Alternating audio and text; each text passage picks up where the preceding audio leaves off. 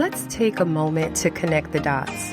Every Thursday, in under 10 minutes, I'm going to share with you real-life, everyday situations to help you as an entrepreneur, a leader, an innovator, or just a person who's venturing out to try something new. These stories will help you make sense of situations you may find yourself in and also provide encouragement to keep you moving forward in your journey. You know, I quite often meet with new founders or innovators that feel as if when they first get started, because their product is new or their company is new or themselves as just an individual is unknown, that they must give their, let's say, software away for free. And I would say if your software provides value to customers, this conversation is meant for you. Okay, so I'm going to tell you the top 3 reasons I think you should not give your software away for free, particularly if you're trying to build a company. Now, I know this sometimes is against the popular opinion of, some folks in the startup world. It could be investors. It could be other people who are experienced or more experienced or whatever it is.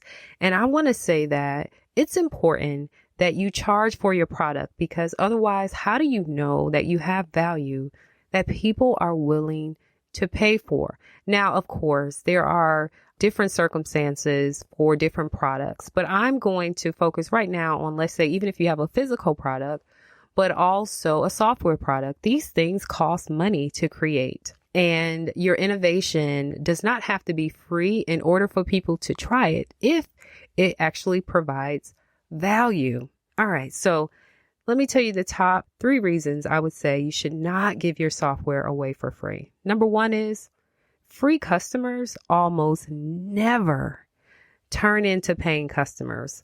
Almost never. The second reason is because free customers will drain your resources and not think twice about it. And they'll drain your resources more than a typical paying customer, yet they're getting it for free. Gratefulness for using your product somehow turns into entitlement, and it's a really weird circumstance. I've been unable to understand it, but I've seen it happen hundreds of times. And so this is why I feel strongly about this. And then the third reason is because free customers, and I hate even calling them customers because customers actually pay for a product, right?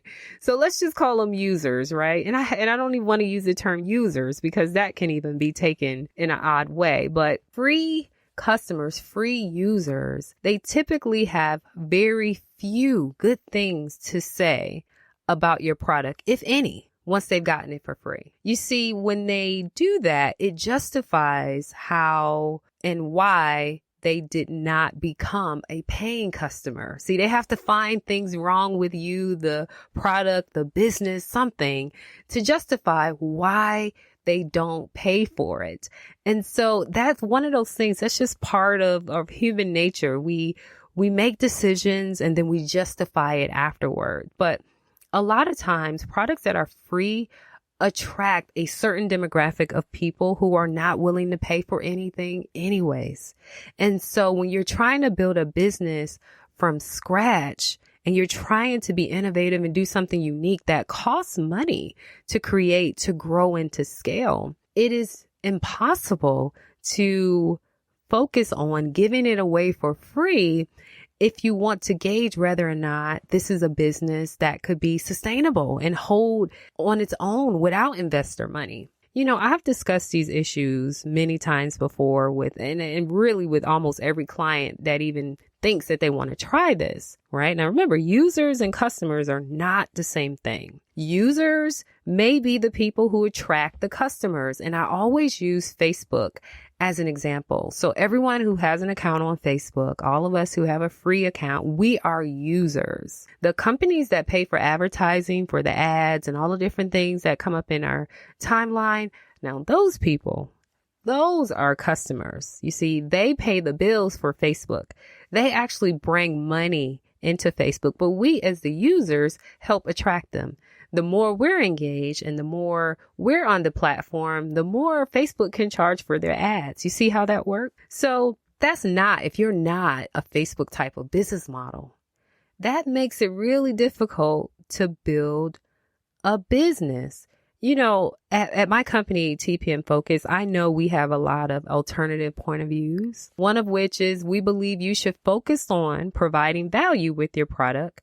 And then in return, we believe customers will gladly pay for that value they receive. Now, that value can be defined in many different ways. You know, it could pertain to your product saving them time or saving them money or solving a challenging problem they have or making them money. Now, I just want you to note that money is mentioned or related in some way. Like most people equate value with money in some way, especially in a business perspective.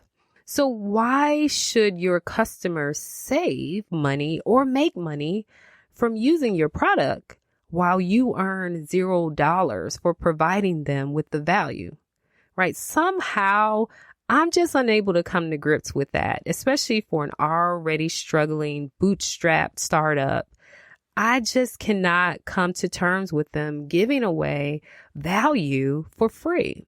Now, I understand, again, there are circumstances where you may use, let's say, a freemium model or a trial period to enable customers some time to test out your product for a limited time. But anything beyond that, well, I'm just not a fan of it.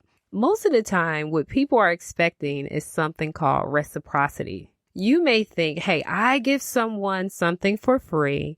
You know, in return, they'll return the favor in some way, right? And, you know, that's really how people look at providing their technology for free to customers. They look at, well, this will be a reciprocal exchange of value. But listen, there are no guarantees. In fact, the data suggests the opposite will actually occur.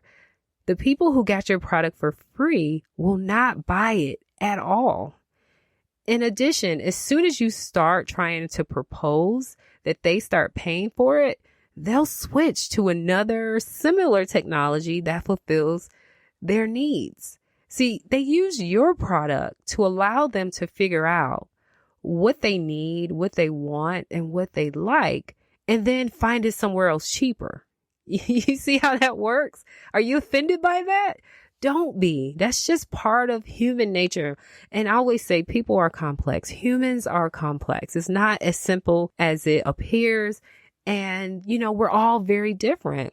But I'm a believer that people don't value what they get for free. I just have not seen that to be the case the majority of the time. Now, I'm not saying there aren't some cases of that, but for the most part, people don't value what they get for free. And so again, it's important to charge for your product so that there is the perception of value and respect for the mutual benefit of that relationship. And it's funny because I always tell founders and innovators I work with, well, you know, if you're open to being drained and then dumped, try that business model then. Go ahead and try, because, you know, some people just want to do things their way. They don't want to listen to the hundreds of circumstances that I have shared with them. And it's comical that non-paying customers can actually be so much more demanding than paying customers. And it's so common when I tell them this and then they come back like, okay, yeah, you were right. I'm miserable.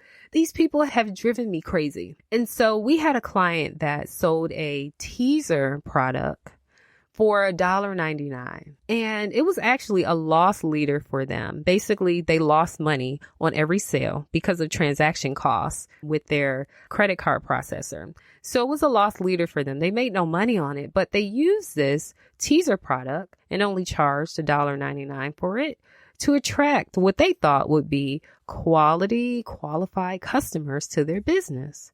Well, eventually, they had to stop selling the product because the customers complained so much about everything from the size of it to how long it took for them to receive it. It was ridiculous. The number of hours this product consumed in customer service was ludicrous. And you already know how that all worked out, right? The disgruntled buyers, the disgruntled customers, they never returned. And they also left unfavorable remarks on the company's social media channels. So how about that? Was it worth it? And of course, the client said it wasn't. I just want to conclude this by saying, let's just be very, very clear. And it's okay that companies are in business to make money, including you, right? You exist to help people, but you can't be a business if you don't make money. And so money is a necessary component of operating and providing value to customers. And there's nothing wrong with that truth and that reality. However, there are times when you may allow someone to use your product to test it out in advance of buying, and that's okay. Trial periods are very effective when used sparingly. Anything beyond that, where your work is being taken advantage of by non-paying customers who then behave like paying customers, drain your resources, dump you, and then give you a bad online review, it just isn't worth that effort. So if you have a varying opinion, I'd actually love to hear about your experience where it worked out very well for you. So feel free to email me at consultme@tpmfocus.com. This Thursday Thought is brought to you by WP Engine, the best way to host your WordPress website so you can sleep well at night. With automated updates and daily backups of your site, you probably won't need their award-winning 24/7 support, but just in case anything comes up, it's there for you. You can go to tpmfocus.com/WP to learn more. And if you decide to sign up, just use the code WPE3FREE. Again, that's WPE as in WordPress Engine 3 FREE free. WPE3 free, and you'll get 3 months free using that promo code.